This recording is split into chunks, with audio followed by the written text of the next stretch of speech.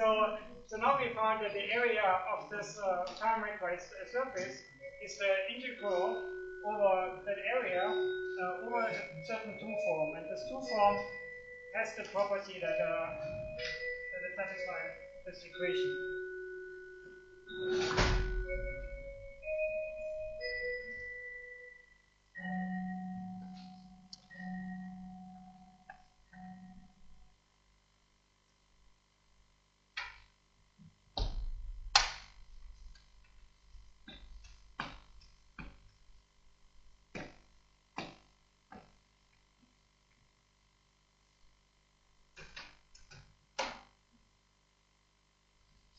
So it would be natural to define just dA by this formula over there.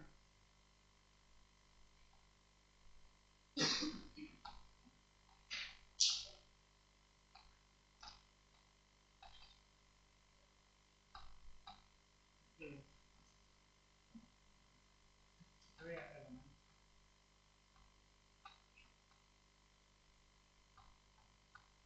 The formula that we had, namely that dA at the point P, P1 and P2, just be the area of the parallelogram of these two vectors.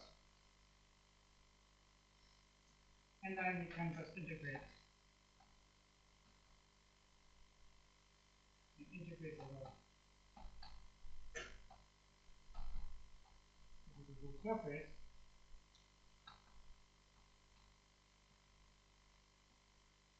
As to get the area, the total area of that. But there's a small problem, namely that in order to integrate, we need like an orientation.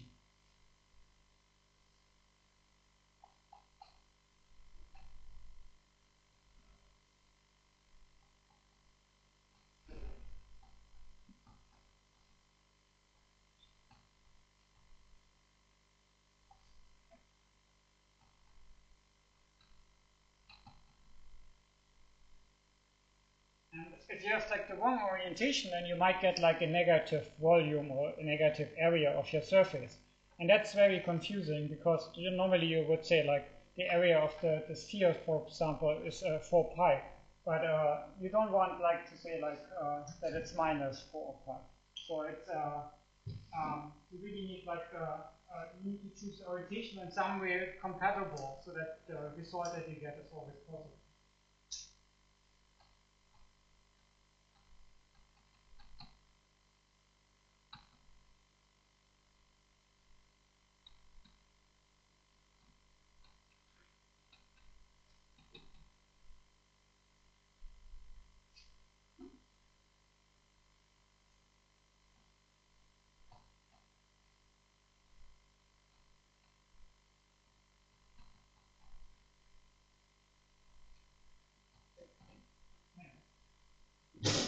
So we need to kind of incorporate the normal in the definition of dA.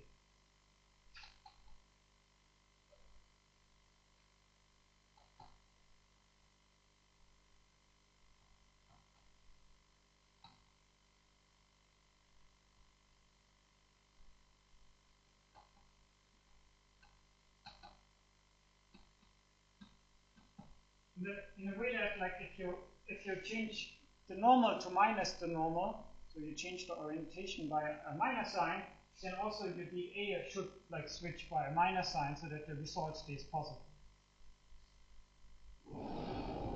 And think a little bit about that, and then you quickly come up with the idea that you just take the inner product with the normal. That gives you the following definition of the area element.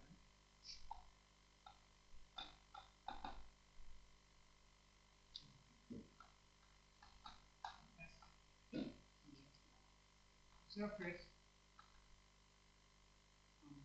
oriented by choosing a normal unit with normal here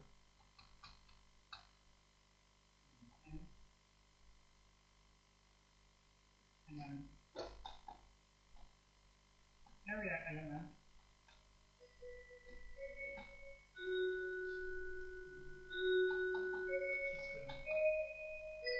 two form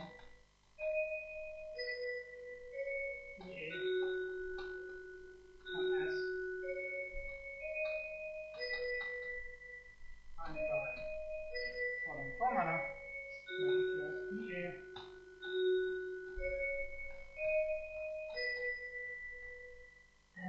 you're evaluated on two tangent vectors. This is defined in S and the 1 and the 2 tangent vectors. At the surface, and you would like to keep the U1 times U2 cross product, and then it should be a kind of linear in n, so that if you stretch n by minus n, you get a minus sign. So what you do is you take the inner product with the normal at that point P. And it's an area element and total area of S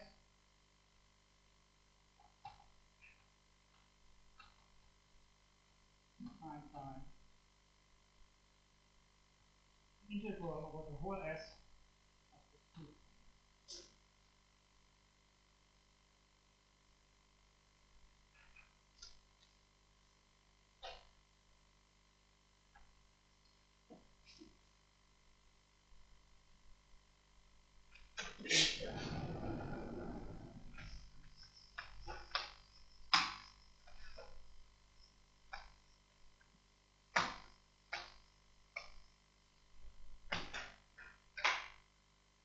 Recall that we had like a definition also of an orientation in terms of that we can decompose the area or like the region in terms of small oriented rectangles, and then there was this condition that like if you walk around the boundaries terms they had to be matching.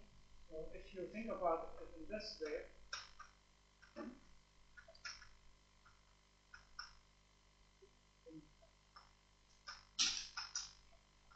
orientation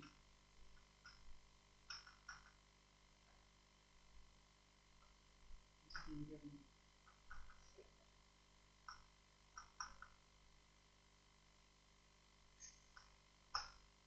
the decomposition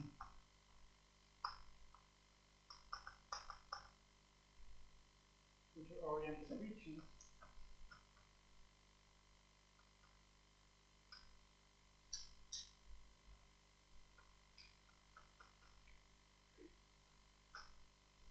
Region.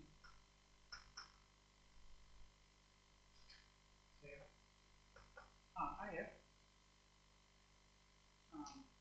this definition of is the same as saying that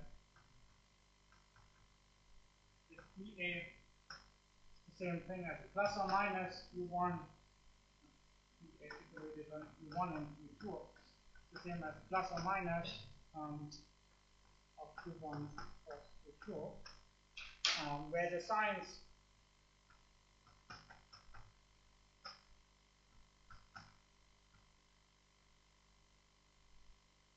chosen in such a way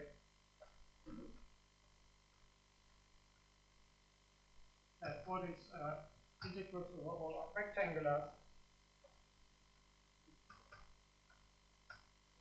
EA, all of these integrals now need to be separated.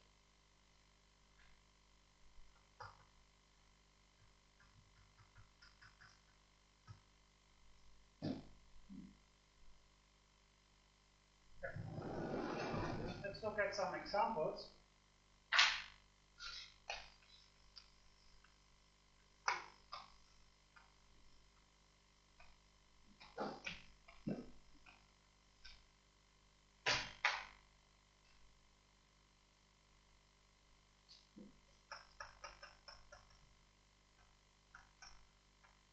So the first example is on the plane plane there and are true, so we have there dx and dy and measure coordinates. So in this case, the area element is just dx by dy.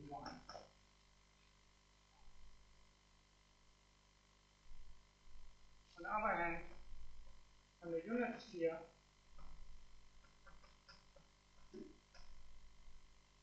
you have the formula, the dA, the point, d1 and d2. You just take the formula over there, and you know that the normal vector of the sphere is just like going in the same direction. So n of p is just p. Let's say that's here. And a product d1 plus d2.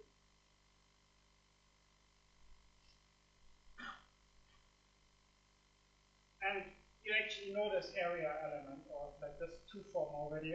That was one of your homeworks. That at some point I give you this two form, and you should calculate what the integral of the sphere is, and you saw that it's 4 pi.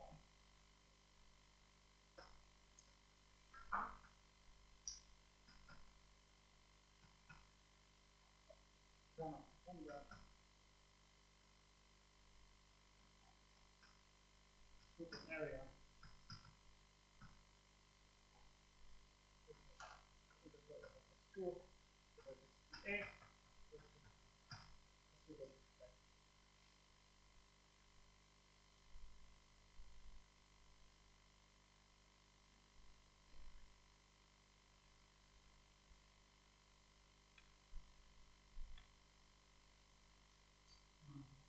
One important remark and warning.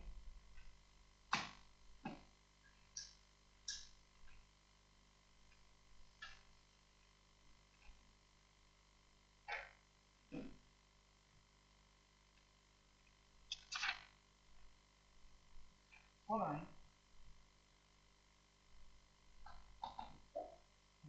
The notation is actually quite misleading.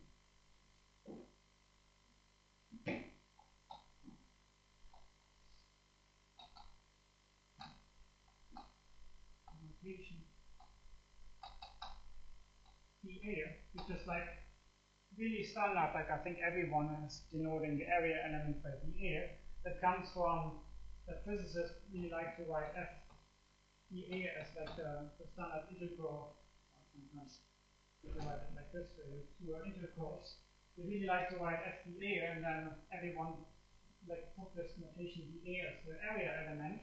But it's actually quite confusing, because this notation would suggest that dA is actually an exact form. Okay, you have A as like a 1 form, and then you take D of that, and you get like a 2 form.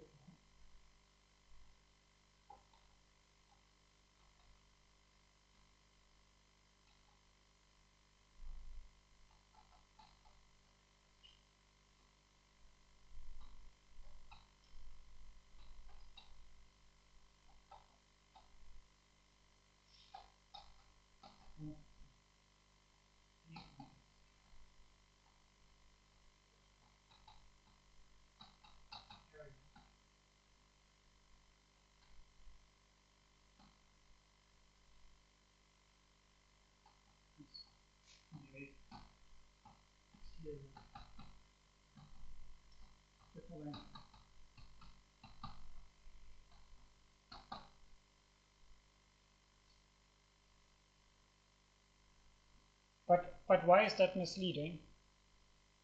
Like why? Like maybe there is actually in most cases always a 1 form A, such that this area form that I defined up there, like this definition, might be just like exact always. The reason why it cannot be exact, or it's normally not exact.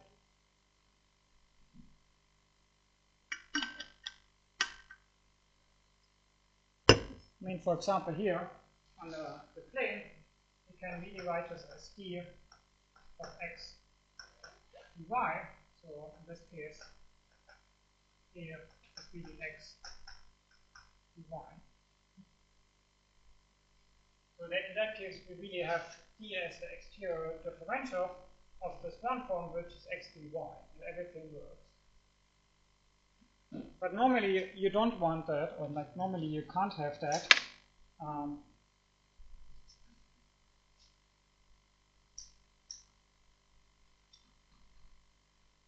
Normally, it's actually not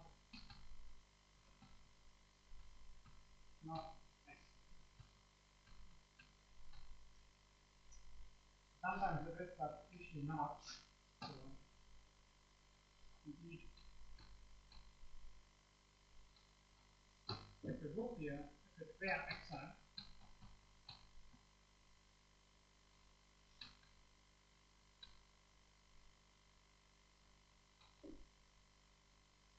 by so theorem, you can calculate the whole area of the surface, dA. You can calculate that in terms of taking the integral over the boundary of the one form. That would be a Stokes theorem, that if you have a surface with a boundary, then you can always calculate dA of the x2 form as the integral over the boundary curve over the one form. And this one would be 0 for every surface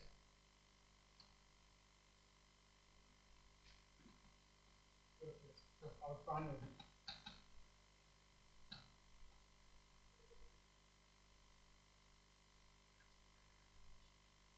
For every here's the important thing, for every contact surface, so that we can apply Stokes. So of course, this example here like works because the plane is not compact. So like the plane doesn't have a total area, so that remark doesn't really rule anything out. But like usually, if you consider like a sphere or something, the sphere is like a compact surface. It doesn't have any boundary, and if the two form that we would have here, this one, would be actually exact, then by this argument, the total area of the sphere would be 0, which is clearly not what we want. So in this case, here for example, dA is not exact.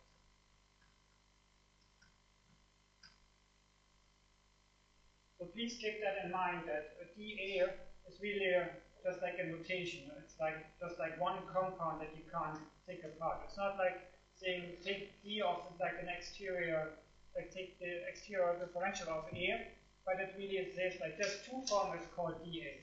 It's like maybe in your head you make maybe like a small dash in something, so it's not like the normal d. It's not like the d that is taking the exterior differential, but it's really a name for this two form that might be a bit confusing the first time you see that. So it's not an exact form.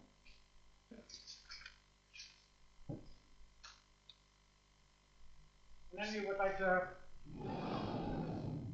an expression in terms of the dual frame that we talked about before, and that's given by the following proposition.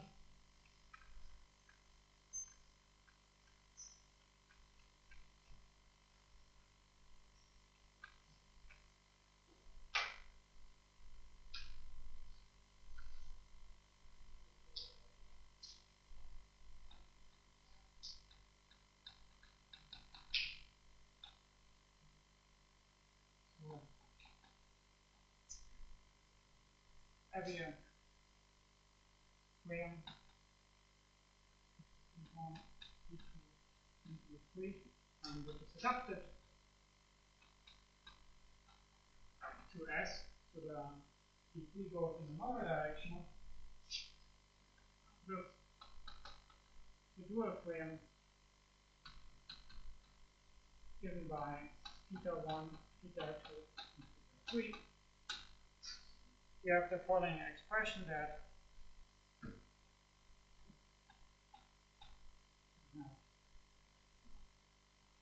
dA P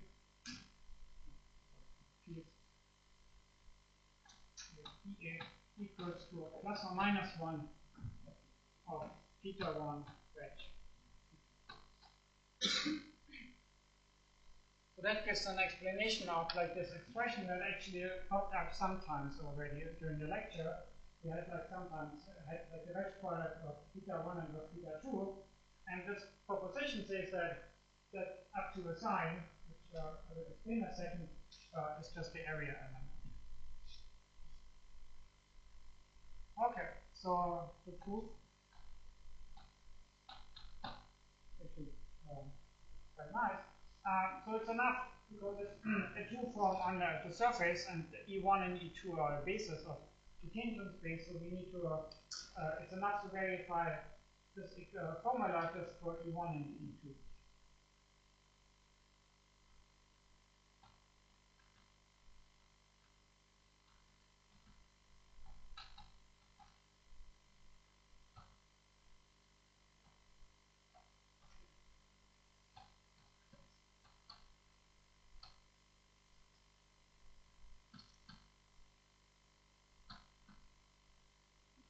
One of the standard tricks that we have. If you want to say that two forms are equal, just apply some tangent vectors that span the tangent.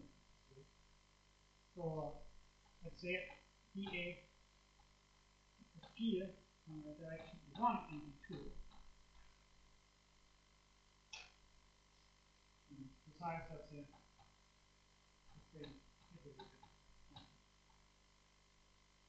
what we get then is that it's a normal by definition, or deleted it by definition, it's the normal vector, but that's just free because we have to assume that E1 to E3 is adapted to S. That means the normal vector is just E3.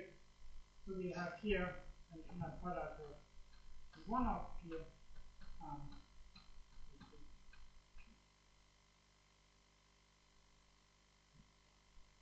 And by definition, E1 and E3, 2, if you take the inner product by the right-hand rule, you get like the third vector up to a sign. So either you go up or down. So this one is proportional to E3, and it's going in the same direction, and it's also a unit vector.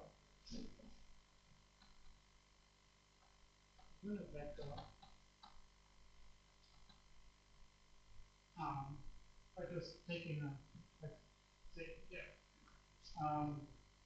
because there are like two unit vectors when we take the first product. So if you take the inner product with E3, then that means either this vector is like aligned, it goes in the same direction, or it's exactly the opposite as E3. So you get plus or minus 1 as result. So that's the only result.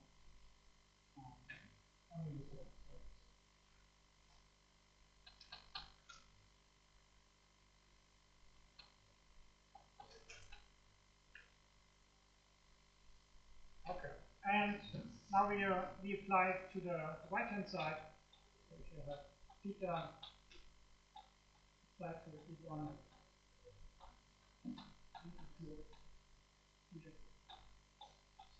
here. I think we already did that. What happens is that we get like two terms. The first one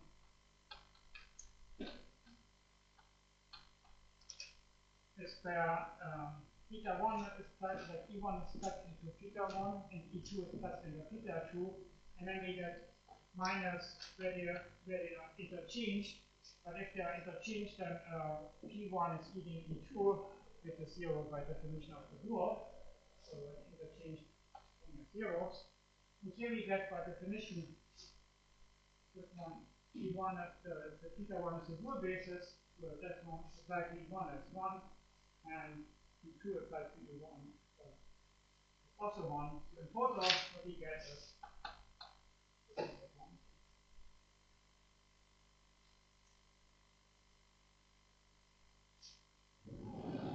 and that brings us to the last definition.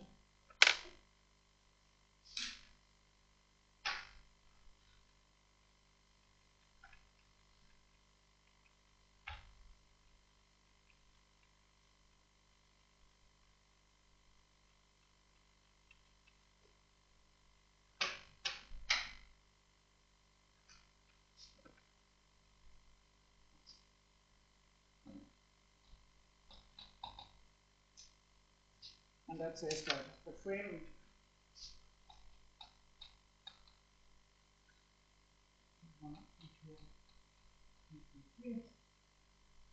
or positively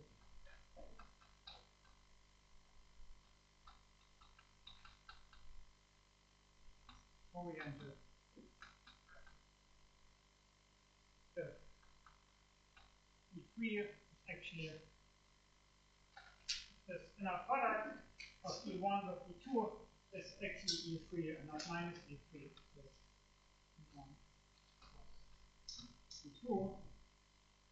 And in that case, this proof shows that in this case, it's equivalent to saying that EA is given as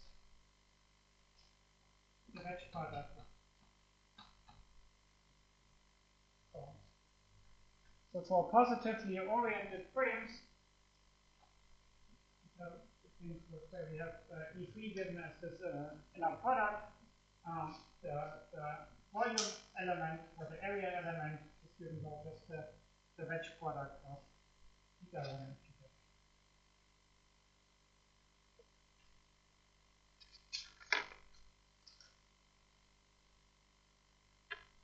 Okay. So that finishes everything that I wanted to talk about the area element.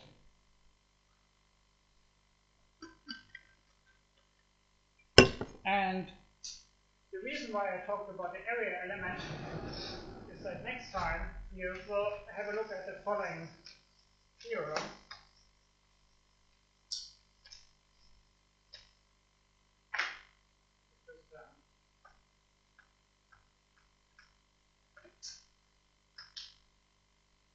Gauss-Bonnet theorem.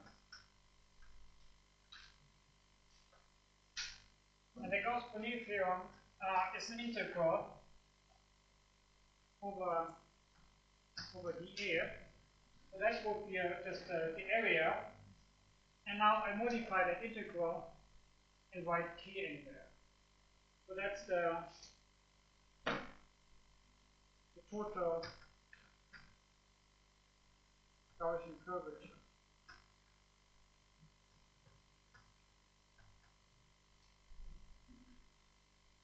And the Gauss-Bonnet theorem says that you can calculate that is equal to, or maybe proportional to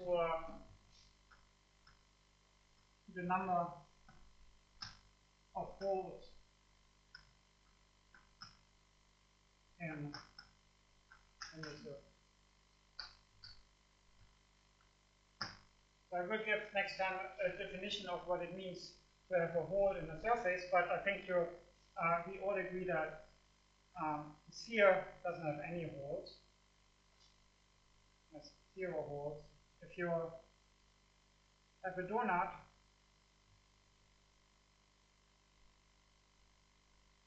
it has 1 hole, and if you have multiple donuts that are next to each other,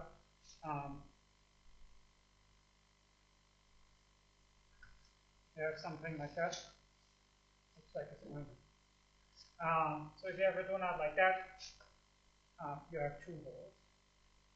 And you can convince yourself that if you're, like it's a bit shifted, it's like number of holes, then I think -1, because, or minus or plus.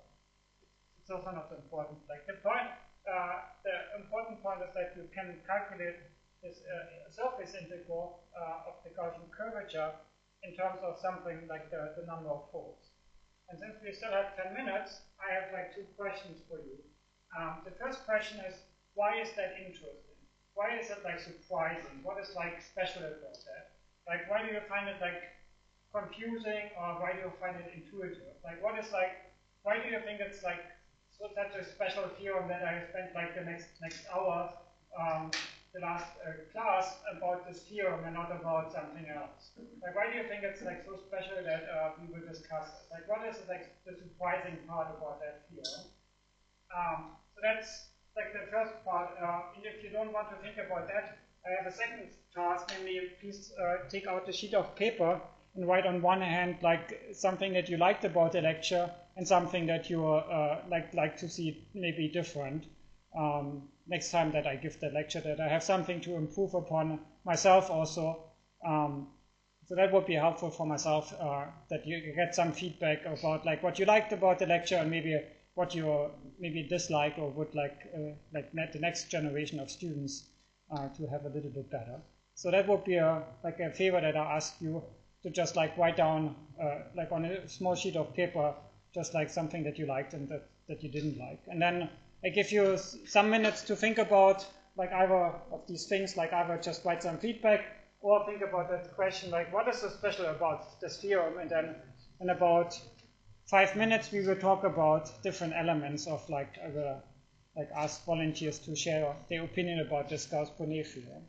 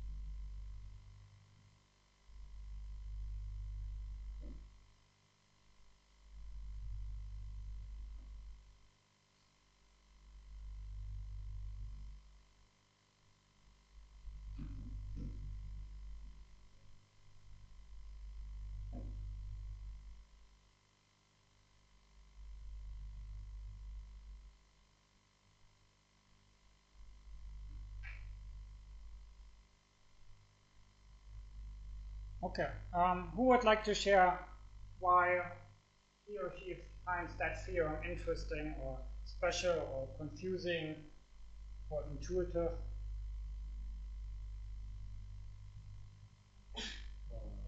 Gaussian curvature only depended on the surface system is intrinsic, and the area element is also intrinsic, and we can use the intrinsic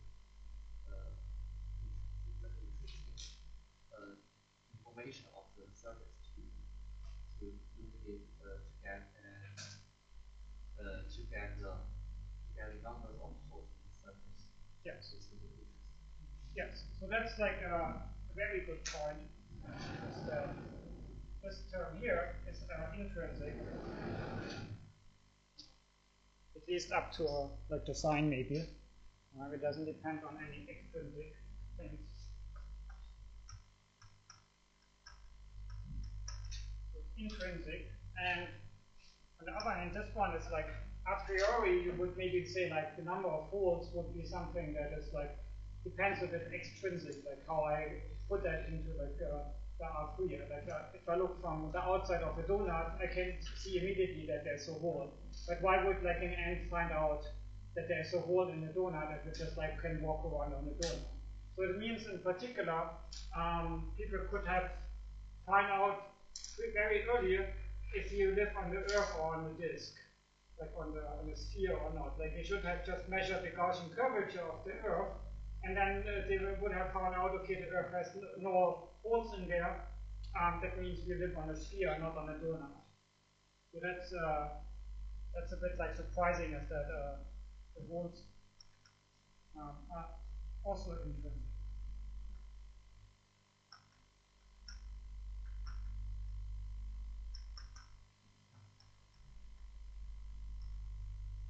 That's a bit like a surprising factor, is that like why would the holes be intrinsic? A priori, that's maybe something that is not totally clear. Okay, very well. Like some other remarks about that? Maybe?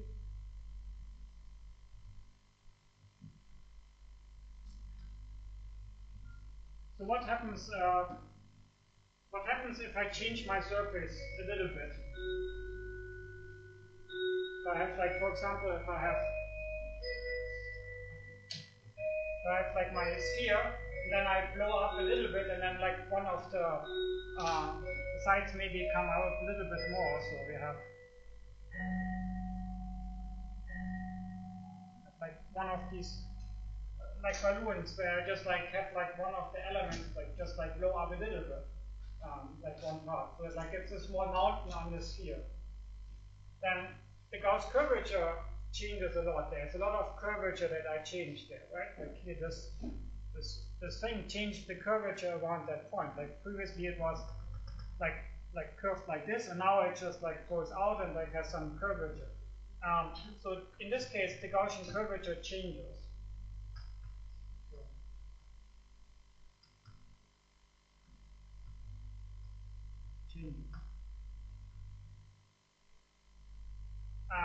But of course, if I don't do it like too wild, then I don't create any holes. It's just like a small deformation, which changes the Gaussian curvature function.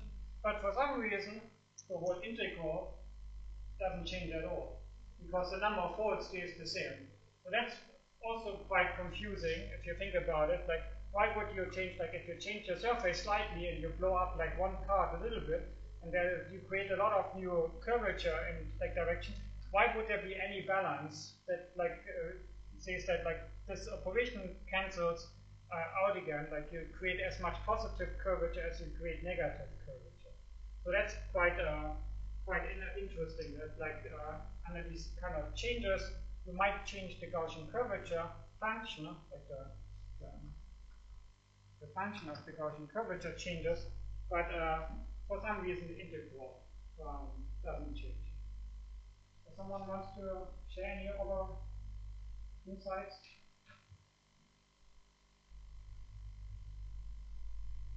Okay, then we continue next time. So if you want, you can think about a bit more about why is the Gauss-Bruni theorem such a special theorem. um, and then here we do a summary next time. Okay, then enjoy your evening still, and yes, actually, then we see each other next year. So.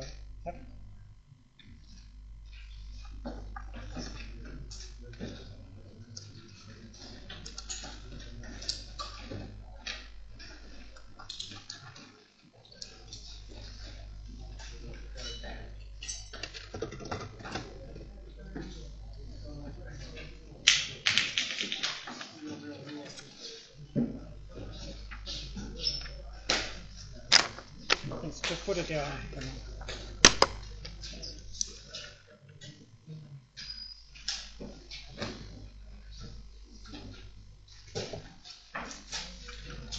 That's my feedback. Thank you.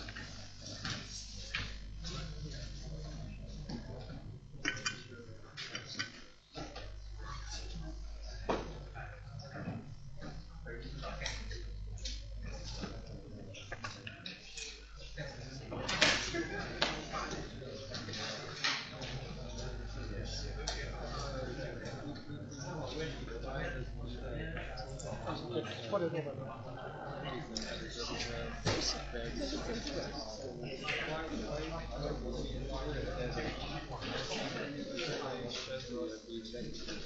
Yes, so like what I did that is that like in this case here, so assume that you define it like this. Then you have like two choices of orientation for the surface, right? But yeah, if I can like it's like assume that you have a set rectangular, so can I like orient it like this, or we can orient it probably. And in the case like now it's x and y over both of these equals, so you get like one times you get maybe a times one, you get like plus one, here you would get minus.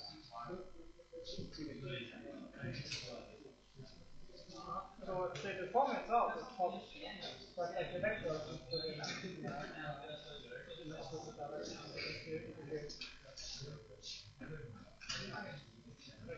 So it's important how this rectangle is ordered.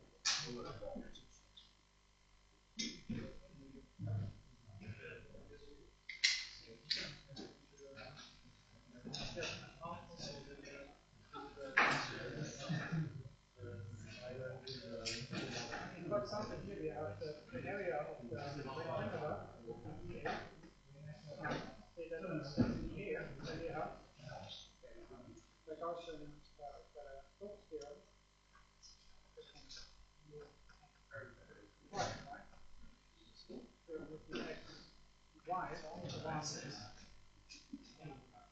the curve. And if you change the orientation of the curve, then you get a minus.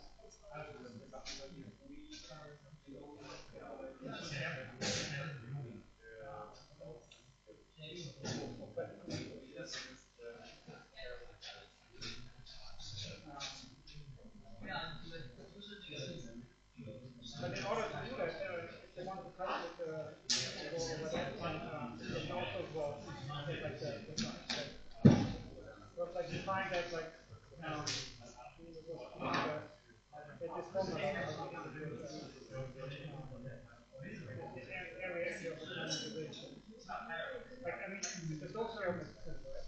So and that was actually very useful.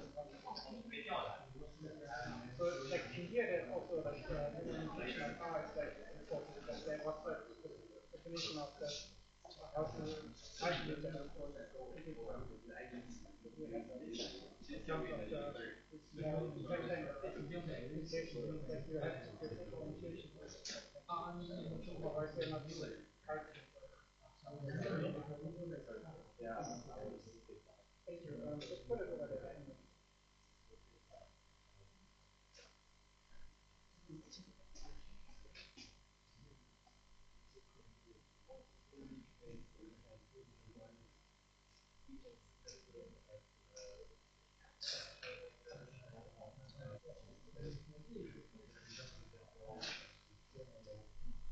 I mean, that's like one way to see that. Actually, locally, but yeah, like it's just like if you go back to the definition of what it means to calculate the integral over a rectangle, like you always have to specify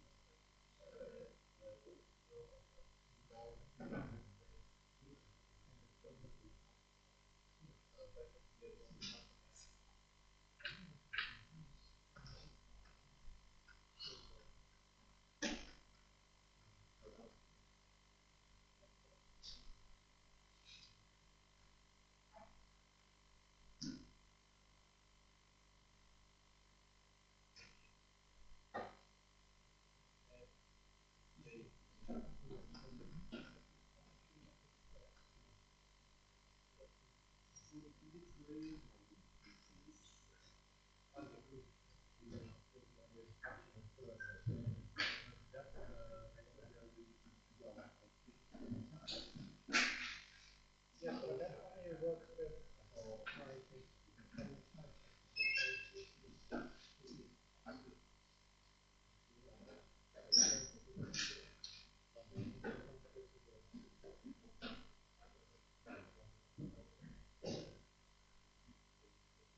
but that only works if the orientation of the entity.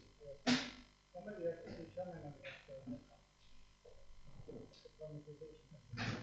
I mean, like, why do you say like, I mean, it's really a difference if I have EA as EX H to Y, right? That's like the thing is minus Y. Yeah, so here it really matters in which order I put EX and Y. But here, if you write it like this, it doesn't matter. So we really need like to have like a special like this minus sign. If you say like to replace EX Y by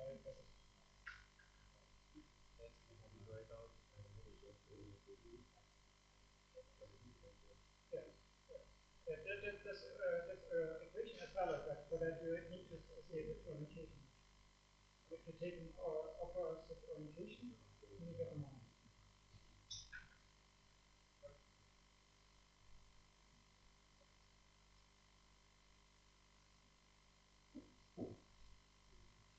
Is that a question? Okay.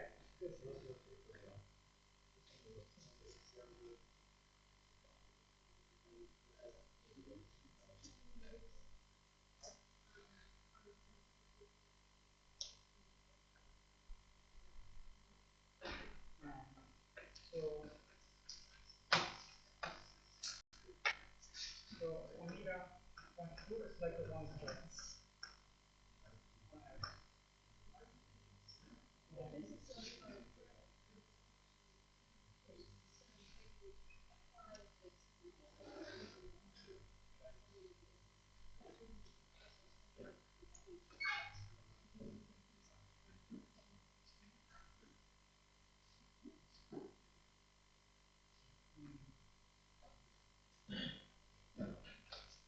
But the point is that omega 1, 2 is like always a 1 square.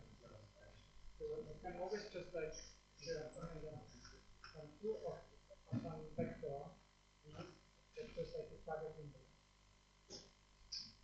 So that's like it's just like you have a vector, so that then it gives you a number for each one. Here, one on the surface, you see here is a tangent vector. At that point, you plug in the one form, you plug in the vector, and you get a number. And now, in this case, the D is actually the curve, then you have some vector on the curve. So what it means is that you're going to apply the omega on 2, and then you calculate this at some point, and that point is the curve. And then you have V at that point. You have 2 that's the vector.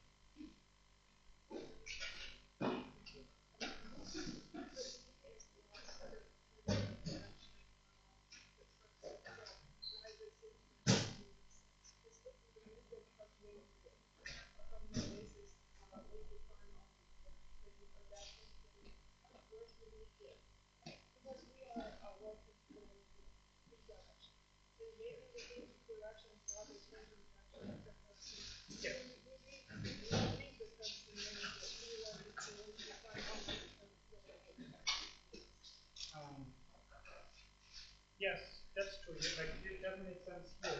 For example, here you might not want one, two, but like your one in the two is like always defined here. So you have like the one, and here you have two. Yeah, so you have always here along the curve you have like one and two.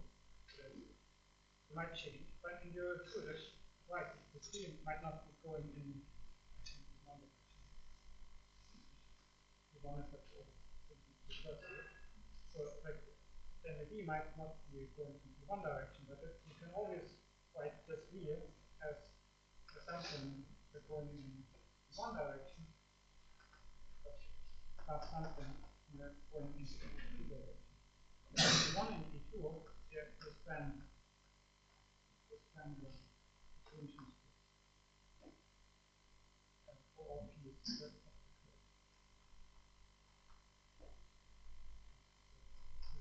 You always have the span of the attention with like you always have the vector E1 and the vector E2, and then this other vector is just the plane. And you can't get out of the plane because E1 and E2 span the curve. The curve is like the vector is supposed to be a tangent. But like you're right, like if you think of that really as like a vector which has an endpoint, then you're right that that endpoint. But I don't think of it as an endpoint on the surface. Like for example, if you have the sphere, right? And the tangent vector is like vector like that.